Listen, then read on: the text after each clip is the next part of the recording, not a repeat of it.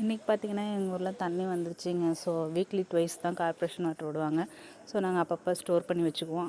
ஒரு சைடு தண்ணி எடுத்துருக்கும் போதே என் பையன் அம்மா பசிக்குதுமா அப்படின்னு சொல்ல ஆரம்பிச்சிட்டான். சட்னி இல்லைடான்னேன். பரவாயில்லம்மா எக் தோசை போட்டு கொடுங்க அப்படின்னு சொல்லிட்டான்.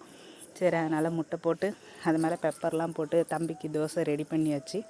அவன் சட்னி இல்லாமல் கூட சாப்பிட்டுக்குவாங்க. அவனுக்கு சட்னியே பிடிக்காது அவ்வளோவா.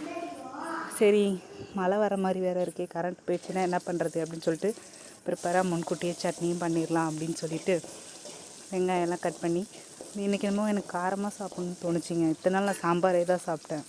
சரி இன்றைக்கி சாப்பிடுவோமே அப்படின்னு தோணுச்சு. ஸோ அதனால் சிம்பிளாக தேங்காய் சட்னி பண்ணலான்னு பார்த்தேன். தேங்காய் சட்னி எங்கள் மாமியார் வீட்டில் பண்ணியிருந்தாங்க.